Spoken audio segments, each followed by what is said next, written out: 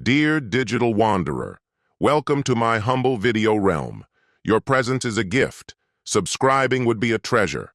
Let's begin the quest. I find myself, a 52-year-old man, reflecting on today's court events over a cold beer. My soon-to-be ex-wife, Vanessa, 49, believed she had cornered me. But her confidence was misplaced. We share an 11-year marriage, each of us having been married once before. We don't have children together, though I have 2 adult daughters from my previous marriage, and she has a son, now 26, who hasn't spoken to us in years. About 6 months ago, I noted a shift in our relationship. Vanessa began working late hours, and her book club seemed to meet far too often, 3 nights a week. Curiously, her phone suddenly needed a password. Classic signs, right? But at the time, I was too exhausted to care deeply, owing to the demands of my construction business. After years together, I assumed we were simply drifting apart. Then an unexpected text arrived. It was a Tuesday afternoon, and I was at a job site. Vanessa coldly instructed, "Don't come home tonight. Stay at a hotel. I need space." Bewildered, I questioned her motives. Her response was evasive, promising explanations when she was ready and asking for a few days alone in the house. It was odd, but I obliged, spending $89 a night at a motel. 3 days later brought another message. "We need to talk. Come home at 6. I arrived punctually to find Vanessa, her sister Monica, and a smug-looking lawyer named Dennis sitting in our kitchen. No pleasantries were offered. Vanessa bluntly announced, "This is Dennis, my lawyer." Dennis wasted no time, sliding a folder my way, stating, "Mr. Garrett, your wife is filing for divorce. Let's talk asset division." Taken aback, I questioned bringing her lawyer to our home. Vanessa crossed her arms and, with a conspicuous air of entitlement, declared she intended to keep the house, the Lexus, and our German Shepherd, Brutus. She offered me my truck and tools as compensation, insisting this was fair. Dennis interjected, playing up Vanessa's lesser contribution to our finances. I swiftly countered, noting her part-time boutique job was only 20 hours a week and that I funded our lifestyle. Despite Oregon's no-fault divorce laws, which demand equitable asset division, Vanessa wore a smug smile as if her demands were justified, smugly asserting, "I deserve it after 11 years. Faced with their combined arrogance, I stood up and simply said, "Okay." Their surprise was palpable. Vanessa doubted my sincerity, so I assured her, "Yes, keep it. File your papers. I'll respond through my lawyer." Dennis seemed deflated, likely expecting a protracted battle to inflate his billable hours. I left and sought solace at my friend Travis's place, sharing my ordeal over a 12-pack. Travis was shocked. "That's harsh. You're just going to let her win?" I smiled knowingly and revealed, "Nope." When Vanessa's behavior changed, I was already bracing for upheaval. I consulted my 73-year-old mother, who's incredibly astute, about safeguarding my assets. Her immediate response, "What do you need?" With her and her estate lawyer, Howard, I orchestrated a plan. He suggested my mother could legally purchase the assets from me at fair market value, a legitimate family transaction, and then lease them back to me minimally. We executed this to perfection. My mother bought the house for $34,000, what I paid 3 years prior, and transferred funds from her retirement account, which I then placed in an account Vanessa didn't know existed. Mom leased me the house for $1 monthly, all legally sound. The Lexus went to Mom for $28,000, unofficially loaned back to Vanessa. My work truck stayed with the business name. It took 2 months of meticulous preparation, costing $4,000 in legal fees, but it was money well spent. Update 1 week later. The response to my story has been overwhelming. It's all true, and it doesn't end there. 3 days following the kitchen confrontation, Dennis sent a divorce petition. Vanessa sought the house, now valued at $4,500 post-appraisal, the Lexus, half of my business assets, $3,000 per month in spousal support, Brutus, and a demand for me to cover her legal expenses. That's when I contacted my lawyer, Rita. For years, she's been the pillar of my business dealings, a formidable woman who stands her ground. What does she want now? Rita found it amusing.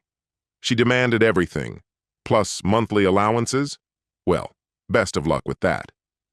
Send me Dennis's contact information. Let's address this. Rita crafted a brilliant response.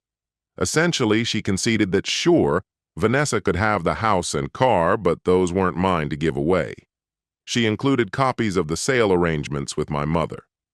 Rita offered to divide the checking account, which held about $8,000, but maintained that my business was solely mine, as Vanessa had no involvement in it. As for spousal support, Rita argued that Vanessa was employed, had no disabilities, and could sustain herself. We might consider temporary rehabilitative support, perhaps $500 monthly for 1 year. Maybe. When it came to Brutus, I stood firm. The dog was registered under my name with vet records to match, and all expenses for him had been mine. There was no chance she was taking him away.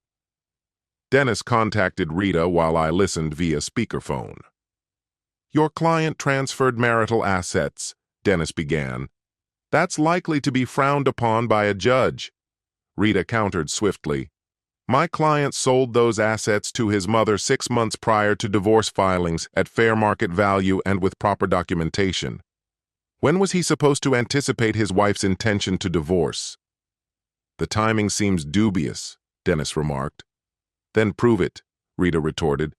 "Prove that he foresaw the divorce 6 months ahead. I'm waiting." Dennis fell silent. "Thought so," Rita said confidently. She continued. "My client is ready to equally divide liquid assets. That's quite generous. But the house and car? He can't divide what he doesn't own." More silence from Dennis. "I will need to consult with my client," he finally replied. "Go ahead," Rita said, hanging up and flashing a satisfied grin at me. "This is going to be entertaining." A couple of days later, Vanessa bombarded my phone with calls. "You transferred the house to your mother? Are you serious?" "I sold it 6 months ago," I replied. "It was a lawful sale." "This is fraud. You can't just conceal assets," she retorted. "Nothing was hidden," I explained. "It's a matter of public record. You had every chance to check." "My attorney says we have grounds to contest this," she insisted. "Your attorney is free to try," I countered before she disconnected. She called back shortly after. "At least let me have the car. I need it for work." "The car is also my mom's," I explained, "but she's willing to lend it to you until you secure your own vehicle. Really quite generous of her." "This is absurd. You orchestrated all of this," she accused just before hanging up once more. What followed was an eventful twist. Monica, Vanessa's sister, began to message me on Facebook. Her messages were lengthy tirades accusing me of being a manipulative, controlling, and abusive husband, claiming I had trapped Vanessa. She vowed to publicize my character. "Nice tale," I replied before blocking her. Monica was relentless, however. She took to Facebook, tagged about 30 mutual acquaintances, and broadcasted, "My sister Vanessa is divorcing her terrible husband who transferred all marital assets to his mother to thwart the divorce settlement. Please share to expose Garrett for who he truly is." My phone buzzed incessantly with confused friends and family reaching out. I composed a single post to clarify for everyone. 6 months ago, I legally sold some assets to my mother. Divorce was filed last week. The sequence of events is evident.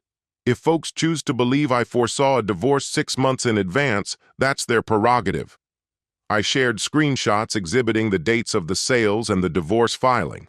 Let the record speak on my behalf. Around half of the mutual friends expressed apologies for believing Monica, while the rest remained steadfast in their beliefs. No issue for me. I wasn't keen on keeping friends who didn't bother to ask for clarity. Travis found the scenario hilarious. "You've outmaneuvered her, dude. That's epic," he remarked. "Just safeguarding what's mine," I replied.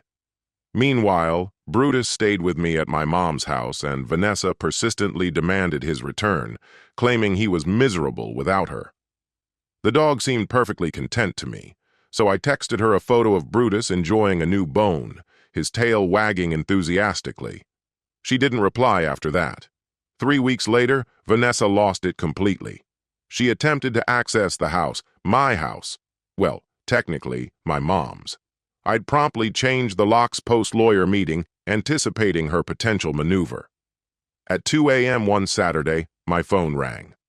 "Mr. Garrett, there's a security breach at your residence," the alarm company reported. "The authorities are on their way." I dashed into my truck and headed over. The police were already there by the time I arrived. Vanessa was standing in the driveway, tears smudging her mascara as she shouted at the police officers. "This is my house. He can't lock me out." One officer turned to me asking, "Are you the homeowner?" I explained, "My mother owns the house. I'm the legal tenant, while she's my soon-to-be ex-wife who hasn't been here for 3 weeks." I showed the officer the lease agreement and the deed to the house in my mother's name. The officer nodded and told Vanessa, "Ma'am, you need to leave the property." Vanessa insisted she lived there. "According to these documents, you don't," the officer replied. She attempted to argue further, but the officers warned her they would arrest her for trespassing if she didn't leave. Eventually, she departed, vowing it wasn't over.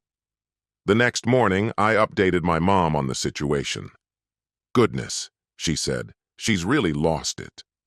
I sighed. "Thanks again for buying the house, Mom. It's been worth every penny." She chuckled and said, "That's what mothers are for, dear." Then came the office drama. I manage a mid-sized construction business with about 15 employees, good contracts, and a steady income. I divide my time between job sites and the office. My phone rang, and it was Denise, my office manager. She informed me, "There's a woman here demanding to see the financial records. She claims she's your wife." I instructed, "Tell her to schedule an appointment with Rita, my lawyer. She has no right to access company records." Denise later explained that Vanessa caused a scene, accusing me of hiding money and demanding to see the profit and loss statements. Denise, bless her, called the police, but Vanessa left before they arrived. Shortly after, I received a letter from the Oregon Department of Revenue. An anonymous tip had reported my business for potential tax fraud, triggering an audit. It didn't take much to guess who was behind it. I contacted my accountant, Donald. "Are we clean?" I asked. "Garrett, I've handled your books for 8 years. You're cleaner than a whistle," he reassured me. "This is harassment." I nodded. "I know. Can you manage the audit?" Donald replied, "Already on it. We'll be fine. It'll cost you time and maybe $2,000 in accounting fees, but there's nothing to find." Vanessa's next move was even more audacious. She filed for a restraining order, claiming I harassed and threatened her, and showed up at her apartment drunk and violent. This was pure fabrication. I hadn't been to her new apartment and didn't even know where it was. When the court date for the temporary restraining order arrived, I attended with my lawyer, Rita. Vanessa was there with Dennis. The judge reviewed her claim. "Mrs. Garrett, you assert your husband was at your residence on April 8th at midnight?" Vanessa affirmed, but I countered with evidence. Rita presented the documentation to the judge. "Your Honor, my client was in Bend at a construction industry conference at that time. Here's his hotel receipt, conference badge, and affidavits from 3 colleagues who were with him all evening. They had dinner until 11 p.m. and stayed at the hotel bar until 1:30 a.m., all documented." The judge turned to Vanessa, unimpressed. "Mrs. Garrett, it's a grave offense to file a false restraining order." Vanessa stammered, claiming a date confusion, but the judge didn't seem convinced. The petition was denied, and the incident was noted for future divorce proceedings. Outside the courthouse, Vanessa and her friend Monica confronted me in the parking lot. "You smug jerk," Monica seethed. "You think you're invincible?"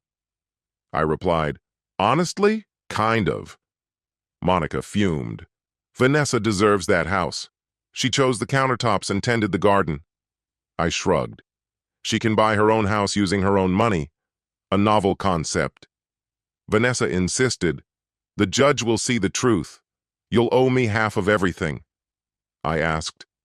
Half of what, Vanessa? I don't own a house or a Lexus.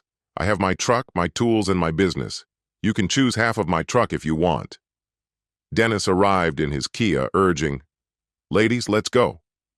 They left, and I remained in my truck for a moment, hands trembling, not from fear, but from anger. The restraining order ploy was a step too far, risking my contractor's licenses and reputation. Rita noticed my state, asking, You okay? I replied, Yeah, just angry. She nodded. Good. Use that energy. Discovery's next week. Let's make sure we bury her case. Finally, court day approached, about 6 weeks after Vanessa's unscheduled legal surprise. It wasn't the final hearing, just preliminary discussions on asset division and temporary support. The court session was scheduled for 8:30 a.m. Rita was already there, looking sharp in her navy suit. My mother's lawyer, Howard, also attended, ready to testify about the asset sale if it came up. Vanessa appeared 10 minutes late with Dennis by her side, dressed as if attending a funeral. Dressed in a simple black outfit with barely their makeup, Vanessa entered the courtroom with a look that told of victimhood. We were scheduled before Judge Pacheco, a seasoned family court veteran with 2 decades on the bench, who had no patience for nonsense.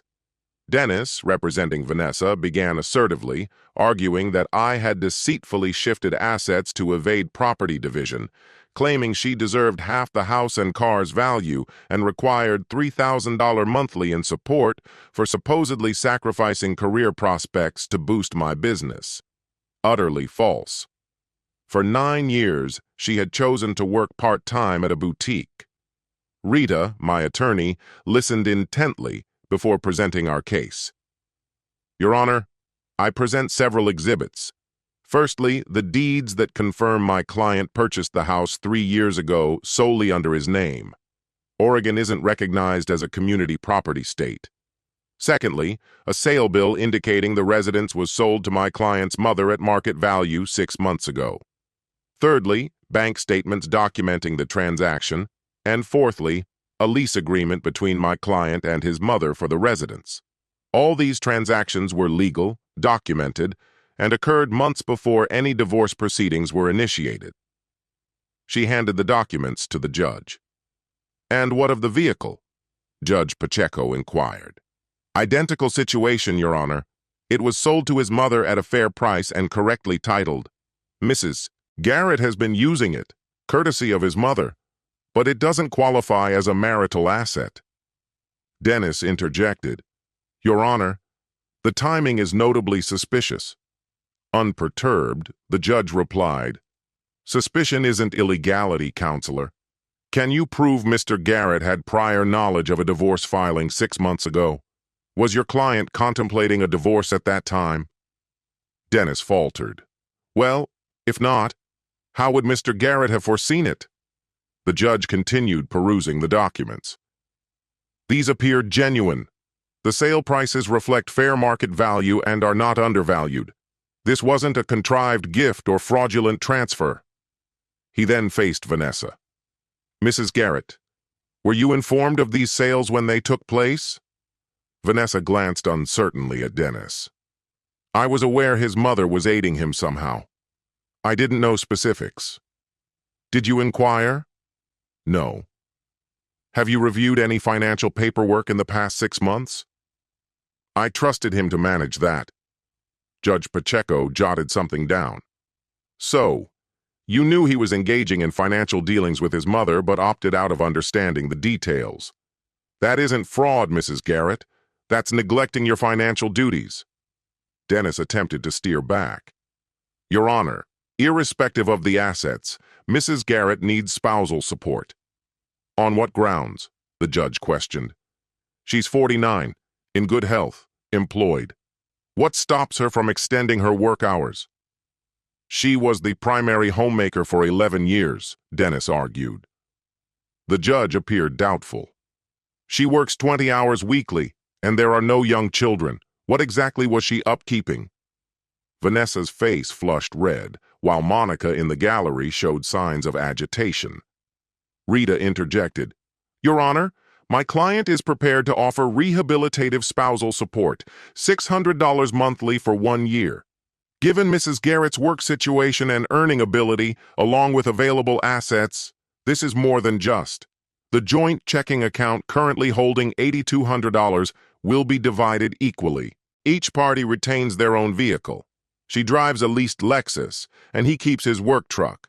His business remains solely his, as she had no role in it. The dog, registered to him, stays with him. Dennis protested. Your Honor, my client deserves a share of the house's value. Counselor, the judge answered, I've reviewed the proof. The house is not a marital asset. It belongs to Mr. Garrett's mother. Unless you show substantive evidence of deceitful transfer, not mere conjecture, I cannot grant your client something the husband doesn't own. Returning to his notes, Judge Pacheco allowed a slight smile. Ingenious, Mr. Garrett. Unconventional but lawful. He continued. You anticipated future difficulties and safeguarded yourself legally. Your wife now learns a stern lesson on financial alertness within a family. Here's my ruling. The joint account is split 50-50. Brutus remains with me. Mrs. Garrett gains no house or car, as neither is under my ownership. She will receive $600 monthly spousal support for a year. Each party will cover their own attorney's fees. Dennis attempted a last rebuttal. Your Honor, this could leave my client with almost nothing. The judge replied, Your client has employment, access to a vehicle, her share from the checking account, and short-term support. She will manage. This is a consequence of banking on assets without awareness or contribution. Request approved with changes. Next case, please. As we got up, Vanessa was in tears, not tears of sadness, but of anger. Outside the courtroom, Monica was fuming. This is unfair. That judge is crooked. We'll appeal this decision, she declared. Dennis appeared weary. Mrs. Garrett, he gently reminded, I mentioned earlier that these asset transfers might hold up in court. You said we could contest them. I said we could attempt to. There's a distinction. Vanessa directed her frustration at me. You orchestrated this, all of it, she accused. That's right, I replied. You cunning jerk. No, just a husband who noticed his wife's suspicious behavior and took steps to safeguard himself. It turned out well. Rita wisely guided me away before things worsened. As we sat in her car, I allowed myself to unwind. That went better than I anticipated, I remarked. Judge Pacheco isn't one to put up with nonsense. He saw right through her, Rita assured. Think they'll challenge it? I asked. They can try, but it won't go anywhere. The asset transfers are legitimate. On my way home, I called my mom. We won, I announced. Of course you did, sweetheart. That house is yours, fully paid for, she replied. Thanks, Mom, for all your help.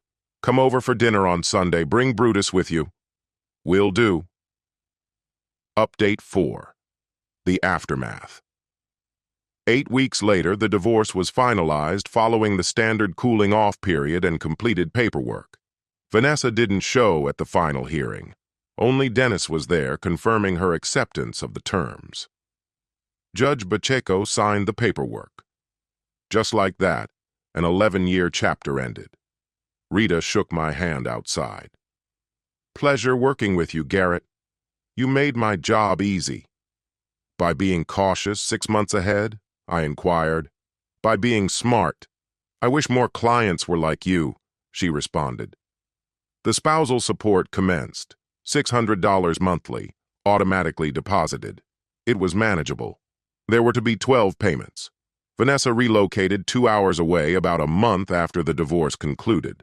According to mutual friends, she was now living with a man she met online. That clarified her book club meetings. Monica blocked me across all social media platforms. No real loss. The intriguing part came 3 months post-divorce. I received a call from Mom's attorney, Howard. "Garrett, we need to discuss something. Your mother plans to sell the house back to you." "Really?" I inquired. "Her retirement investments took a hit with the market, and she wants to shuffle her assets. She'll sell it to you for the original price she paid, $34,000. You have the cash already, as that was what you initially paid her." "That works.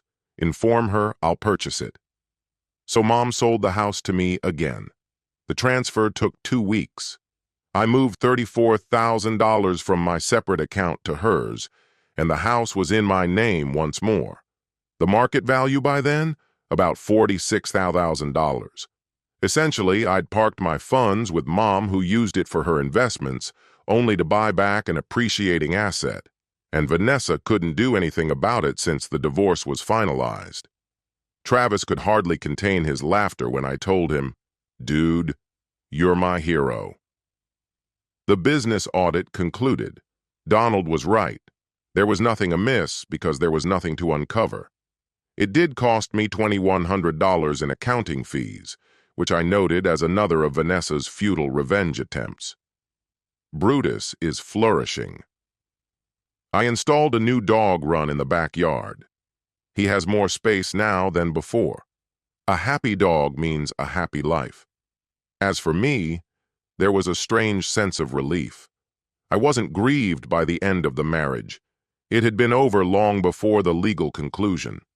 It was more a confirmation that I had been right about Vanessa. Her sense of entitlement, the expectation that I would indefinitely support her lifestyle, the absence of a true partnership, all affirmed by the divorce. I did lose some friends throughout everything, those who thought I was heartless for protecting my assets, those swayed by Monica's social media rants. No matter, it's better to know who's genuine. My daughters reached out after things settled. Neither of them ever favored Vanessa. "Dad, we're proud of you for standing your ground," my eldest said. "I just acted on necessity," I responded. "Still, most guys might have given in." "Maybe. But with 20 years in construction under my belt, you learn to think ahead, foresee issues, and safeguard yourself. This was just applying those skills personally. Last week I received a postcard. No return address, but postmarked 2 states away. It was Vanessa's handwriting. "You won. Hope you're happy." Honestly, I am. Without any malice. Just content. The house is mine again. The dog's with me. Business is thriving, and Mom's financial portfolio is stable. Vanessa made choices that led to our marriage's end. She chose to involve a lawyer in an unexpected move against me. She assumed she could claim whatever she wanted. I simply chose to be ready. Sometimes the best resolution isn't revenge. It's just being prepared. Ensuring you're not taken advantage of by someone else's sense of entitlement is crucial. Here's the final update, 6 months afterward. It's been half a year since the divorce was finalized, and things have mostly returned to normal. Work keeps me busy with 2 new commercial contracts. Brutus is content and well-fed. The house is quiet now, but it's a reassuring silence. Spousal support concluded 2 weeks ago. The last payment went through, and that's finished. Vanessa is entirely out of my life now. I heard through the grapevine she broke up with her online boyfriend after 4 months. Apparently, he wasn't as generous financially as she anticipated. Go figure. She's now working full-time, 40 hours a week at a different boutique. I suppose she realized she needed a real income once her husband's support was gone. The Lexus was repossessed. My mom had allowed her to use it after the divorce out of politeness, but Vanessa didn't make any lease payments once I stopped handling them. Mom gave her a 90-day notice, which she ignored, so the car went back to the dealership. Monica sent a last message via a mutual friend. "Tell Garrett we know what he did. Karma will get him." I responded through the friend that karma already did. Vanessa's barely getting by in a studio apartment paycheck to paycheck while I continue to live in my house with my dog and run my business. It seems fair. Mom is doing fantastic. Her investments are up, and she bought a nice Cadillac with some of the profits. She jokes that supporting me was her best financial decision this year, saying, "You gave me $34,000 free to play with over Sunday dinner." She made an 8% return in 6 months and sold it back to me for the same price while the house appreciated. We both came out on top. "You're a genius," she said. "No, you are," I replied. "Travis got engaged, and I'm going to be his best man." His fiancée asked if I'd consider dating again. "Maybe in time," I said. "There's no hurry." She asked if I was bitter about Vanessa. "Nah," I replied. "She showed her true self. I dealt with it, and now I'm fine." Truly I am. The divorce cost me around $12,000 in legal fees, $2,100 for audits, and 12 months of $600 support payments, totaling approximately $2,000. In exchange, I retained a $46,000 house, a business likely valued at $8,000, and my dog. Plus, I learned a vital lesson about safeguarding yourself before it becomes necessary. Would I go through it again? Absolutely, every single time. Seeing Judge Pacheco's subtle grin when he understood what I had done was worth every penny. Watching Vanessa's expression when she realized she was getting nearly nothing? Worth it. Enjoying my house and dog without worries? Priceless. Someone commented on my initial post asking if I felt guilty. The honest truth? Not in the slightest. I didn't cheat, lie, or break any laws. I simply made smart legal decisions to protect what I'd built. Vanessa assumed I'd easily give in. She was mistaken, and yes, that makes me happy. Life's good now. The business is expanding. Brutus just turned 7 but still acts like a puppy. The house will need a new roof next year, but I can afford it. Mom is healthy and my daughters visit regularly. Some nights I sit on the back deck with a beer, Brutus at my feet, reflecting on how close I came to losing everything because my wife thought she was entitled to it all. Then I remember she's gone, and I'm still here, living my life in my home. That's the real triumph, more than the money or assets, just the peace of living free from that entitlement. For anyone experiencing something similar, protect yourself. Don't assume loyalty holds value when finances are at play. Arrange your affairs proactively. And if you're lucky enough to have a mom like mine who helps you through it, all the better. Here's to being prepared. Here's to standing your ground. And here's to truly great dogs. That's the end of the updates. Time to embrace the future.